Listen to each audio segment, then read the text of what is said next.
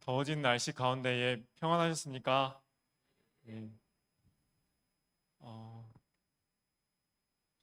또 오늘 갑자기 사람들이 많이 빠져서 어, 원래 뒤에서 저기 도와주시는 분이 계셔야 되는데 우리 갑작스럽게 또 안교장님을 제가 좀 도움을 요청해서 네, 잘 도와주셔서 너무 감사드립니다. 네.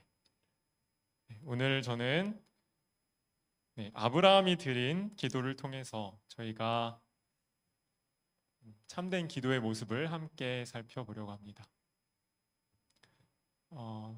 우리 지난주부터 우리가 이렇게 시작하고 연습하는 것처럼 말씀이 마치고 나서 또 두 분씩 혹은 네 분씩 감사를 나누고 말씀의 은혜를 나누는 시간을 가질 테니까요. 잘 집중해 주시기 바랍니다.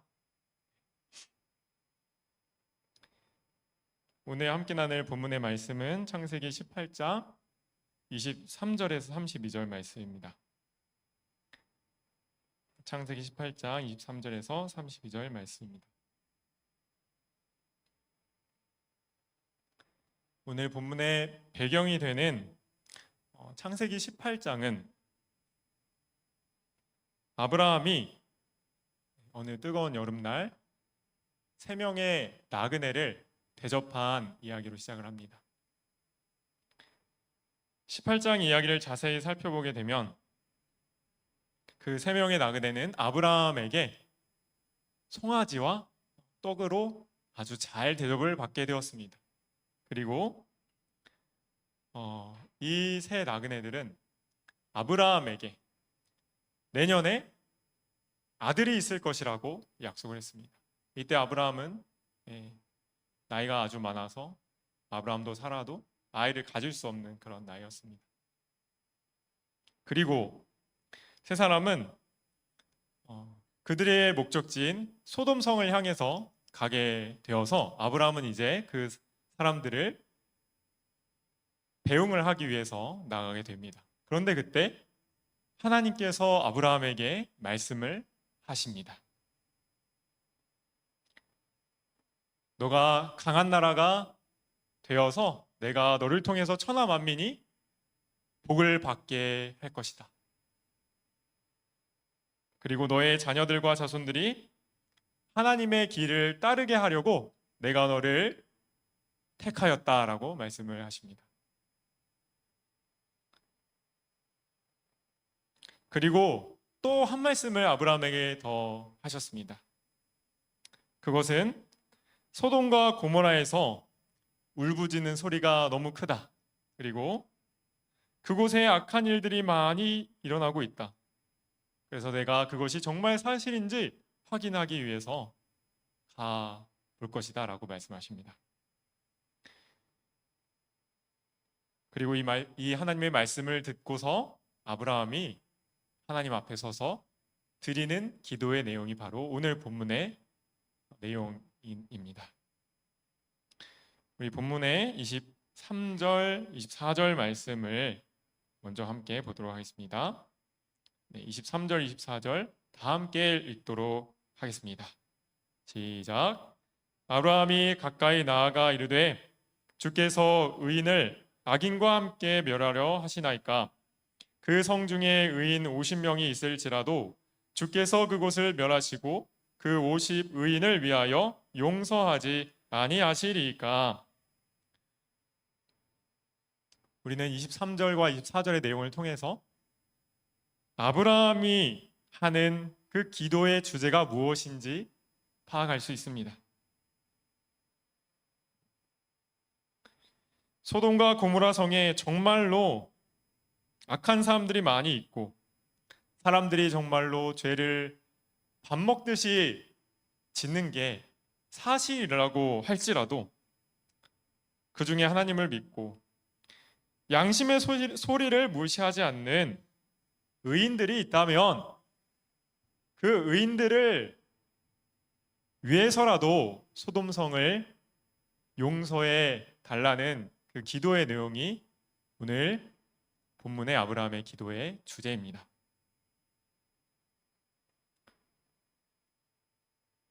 우리가 본문의 아브라함의 기도를 통해서 배울 수 있는 것은 첫 번째로 아브라함의 기도의 정신과 태도입니다. 27절을 보면은 아브라함이 이렇게 하나님께 이야기했습니다. 나는 티끌이나 재와 같사오나 감히 주께 아뢰나이다. 네, 하나님 앞에서 나는 티끌과 재와 같다라고 인정하고 고백하고 있습니다. 티끌이나 재와 같다는 것은 자신은 정말 작은 존재이다. 자신은 정말 무능한 존재이다. 라는 것을 하나님께 인정하고 고백하고 있는 것입니다. 자신을 정말로 작고 보잘것없는 존재로 겸손하게 낮추는 모습을 아브라함이 보여주고 있습니다. 아브라함이 이렇게 자신의 존재가 무엇인지를 인정하고 아브라함이 어떻게 했을까요? 저는 정말 아무것도 아닌 사람이니까 아무 말 하지 않고 조용히 가만히 있겠습니다. 아브라함이 이렇게 이야기했습니까? 27절 후반부를 보면 감히 주께 아뢰나이다. 아브라함은 이렇게 이야기를 했습니다. 31절에도 역시 아브라함은 감히 내가 주께 아뢰나이다라고 이야기를 합니다. 나는 병자이기 때문에 의사가 필요합니다. 나는 연약하기 때문에 강하신 하나님의 도움이 필요한 존재입니다. 나는 티끌처럼 무력한 존재이기 때문에 정말 강철과 같은 하나님의 도움의 손길이 필요한 존재입니다. 나는 아무것도 할 수 없는 존재이기 때문에 전지전능한 하나님의 도움이 필요합니다. 아브라함은 이렇게 자신의 존재의 작음을 인정함과 동시에 하나님께 의지해야 하는 필요성이 크다는 것도 인정한 것입니다. 하나님께서 땅의 흙으로 사람을 만드시고 하나님의 생명의 기운을 그 코에 불어 넣으시니까 그 사람이 생명, 살아있는 존재가 그제서야 되었다고 성경은 이야기하고 있습니다. 하나님과 분리되면 사람은 티끌이고 먼지와 같은 그저 흙으로 된 물질 덩어리이지만 하나님의 영이 우리 안에 들어오시면 우리는 사람은 그때서야 살아있는 존재, 생명이 되는 것입니다. 그러니까 나는 티끌이나 재와 같사오나 라는 이 고백 안에는 나는 하나님과 분리가 되면은 나는 죽은 존재이지만 하나님이 나와 함께 하시면 나는 그때야 비로소 살아있는 존재, 의미 있는 존재가 됩니다라는 하나님을 나의 생명으로 여기는 그 신앙이 이 아브라함의 기도에 녹아 있는 것입니다. 요즘 세대의 젊은 사람들이 쓰는 말 중에서 모모 빼면 시체라는 말이 있습니다. 들어보셨습니까? 네. 의리 빼면 시체, 자존심 빼면 시체, 애교 빼면 시체, 얼굴 빼면 시체 등등 어떤 사람이 가장 가치 있게 여기는 특성이나 그 사람에게서 내세울 만한 특성을 강조하기 위해서 사용하는 표현입니다.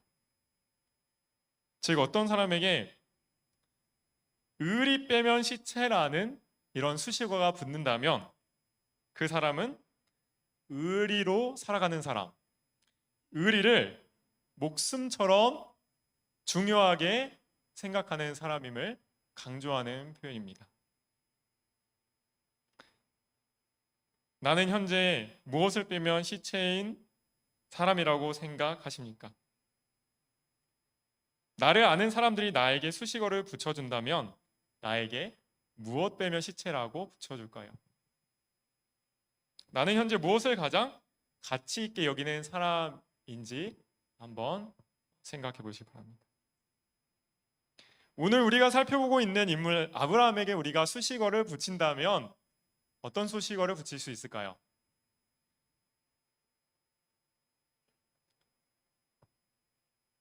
아브라함이 했던 고백을 통해서 우리는 하나님 빼면 시체 또는 믿음 빼면 시체라는 수식어를 아브라함에게 붙여볼 수 있습니다. 아브라함은 하나님을 의지하는 것을 가장 가치 있는 것으로 여겼습니다. 나는 티끌이나 재와 같사오나 이 고백은 나는 하나님 빼면 시체, 나는 하나님 빼면 아무것도 아닌 존재입니다 라는 고백입니다. 하나님과 분리되면 나는 죽은 존재입니다. 하나님 없이는 내가 사는 게 아닙니다. 아브라함은 이렇게 인정하고 고백하는 사람이었던 것입니다. 나는 하나님과 분리가 되면, 하나님의 은혜가 없으면 나는 아무것도 아니고 죽은 존재와 같다라는 이러한 고백이 우리가 아브라함에게 배울 기도의 정신입니다. 이러한 고백을 우리가 즐겨 할 수 있는 모두가 되었으면 좋겠습니다. 아브라함은 소돔성을 위하여 기도했습니다. 그러나 소돔성은 아브라함이 사는 곳이 아니었습니다. 쉽게 말하면 타 지역과 다른 나라를 위해서 기도한 것입니다.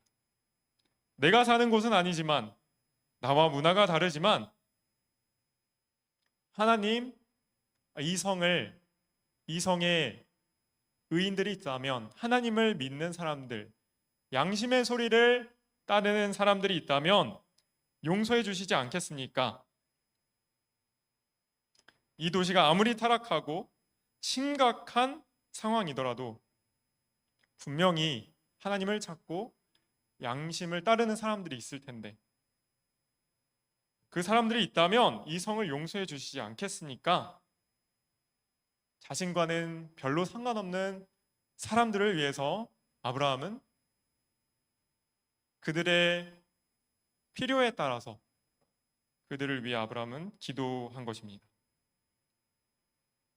자신의 이익과는 관련이 없는 사람들을 위해서 아브라함은 중보 기도하는 사역을 한 것입니다.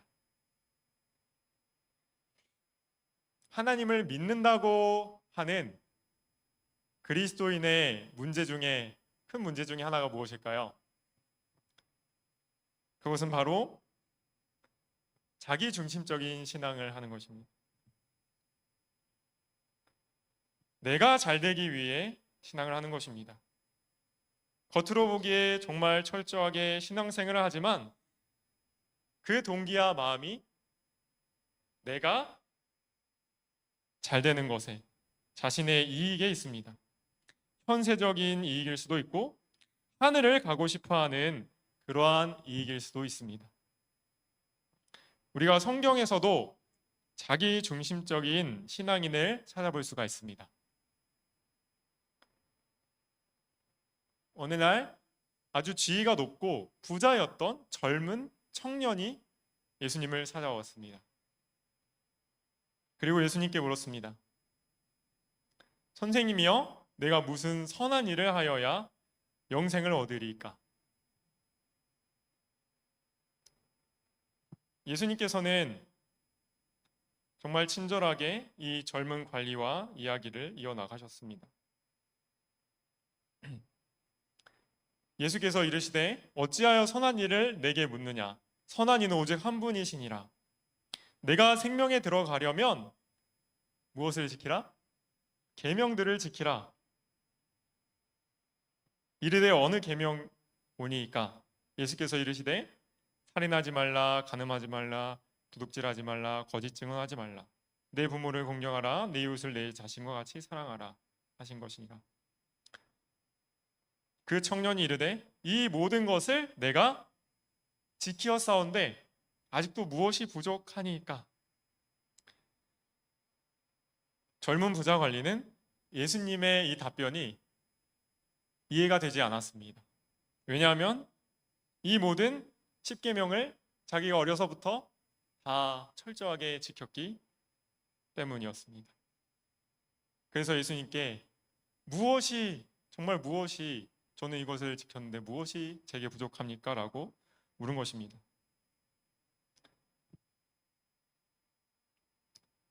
재림교회의 그러한 식생활을 따르고 술, 담배를 전혀 안 하고 안식일에 한 번도 교회에 빠지지 않고 11금도 철저하게 내고 절대 남을 속이지 않는 정직한 사람이고 이성관계도 깔끔하고 전문직에 종사해서 경제적인 능력도 있고 부모님은 교회 장로님, 집사님이시고 재산도 많으시고 외모도 깔끔한 30대의 미혼의 남성의 청년이 있다면 우리 교인들에게는 정말 1등 신랑감일 것입니다. 사실 예수님을 찾아왔던 이 젊은 부자 관리는 오늘날로 말하자면 바로 이러한 사람이었습니다.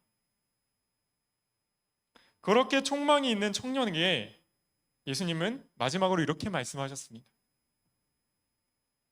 예수께서 이르시되 내가 온전하고자 할진대 가서 내 소유를 팔아 가난한 자들에게 주라. 그리하며 하늘에서 보화가 내게 있으리라. 그리고 와서 나를 따르라. 예수님은 이 젊은 관리를 예수님을 따르는 제자의 삶으로 초청하셨습니다. 이 젊은 관리에게 부족한 것이 있다면 바로 예수님을 따르는 삶이었습니다. 하지만 젊은 관리의 얼굴은 굳어졌습니다. 자신이 소중하게 여겼던 많은 재물과 예수님 사이에서 갈등을 하면서 결국에는 근심하는 얼굴로 예수님을 떠나가게 되었습니다. 이 젊은 관리는 철저하게 십계명을 문자적으로 잘 지키는 신앙생활을 하였지만 이웃의 진정한 필요를 돕도록 예수님이 초청하셨을 때 그 초청을 거절하였습니다.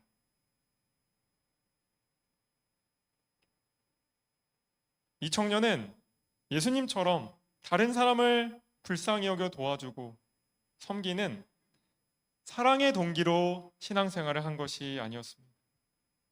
자신의 현세적, 내세적 이익을 위한 자기 중심적인 율법주의적인 신앙생활을 한 것입니다.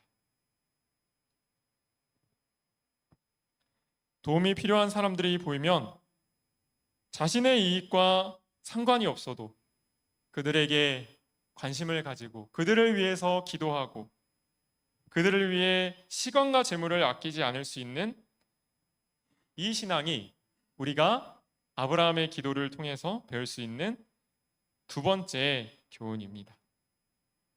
자기 중심적인 신앙이 아니라 예수님의 마음으로 도움이 필요한 자들을 위해서 기도할 수 있고 예수님과 동행하며 타인의 필요를 위해서 도울 수 있는 저희 모두가 되었으면 좋겠습니다.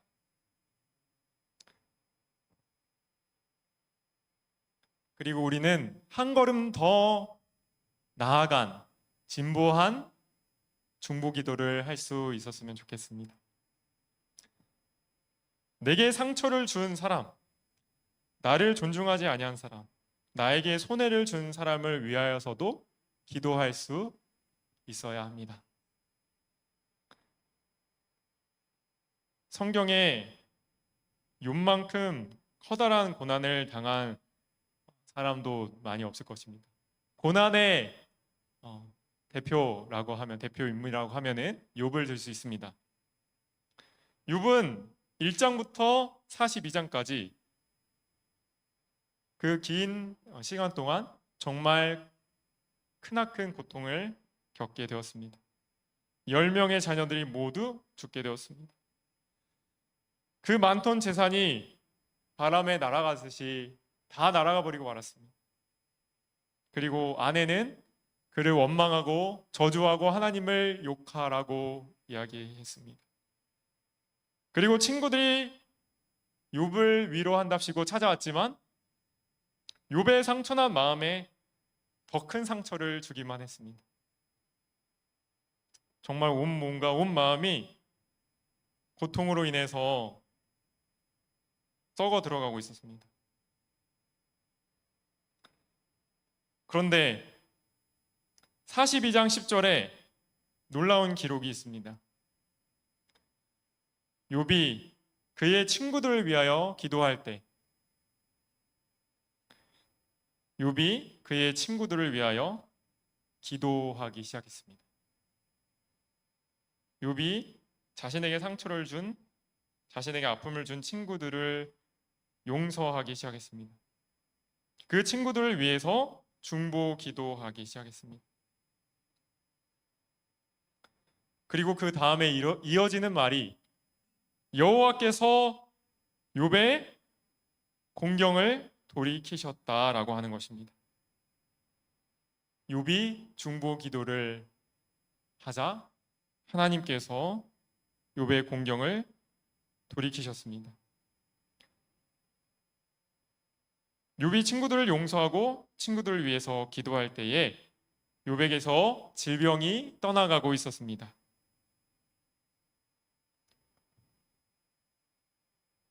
그리고 그 다음에 이어지는 내용은 여호와께서 욥에게 이전 모든 소유보다 얼마나 갑절이나 더 주셨다라고 하는 것입니다. 우린 욥이 고난 후에 정말 더 큰 축복을 받았다는 사실을 알고 있습니다. 그러나 그 축복 전에 선행되었던 그 중요한 사실을 오늘 우리가 기억해야 합니다. 그것은 바로 욥이 친구들을 용서하고 친구들을 위해서 기도했다는 사실입니다. 그랬을 때 욥에게서 질병이 떠나갔고 갑절의 축복을 하나님께서 욥에게 부어 주셨습니다.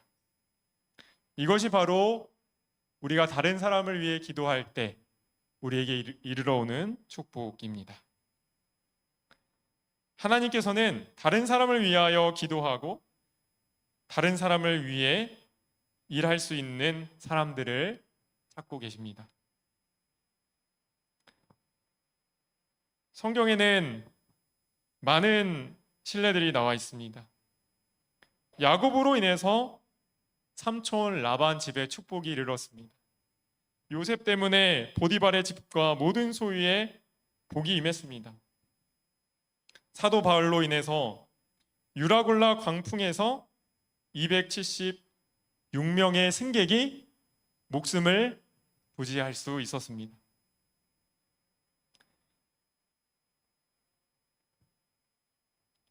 우리는 의인 한 사람, 중보 기도하는 그러한 한 사람이 되면 좋겠습니다. 중보 기도의 힘으로 다른 사람을 섬기는 한 사람이 되었으면 좋겠습니다. 이 한 사람의 중보 기도자가 되어서 우리가 구원의 통로, 축복의 통로가 되는 저희 모두가 되었으면 좋겠습니다. 경영학의 80대 20 법칙이라는 것이 있다고 합니다. 우리 국민의 총 생산량의 80%가 20%의 사람들에 의해서 생산이 된다고 하는 법칙입니다.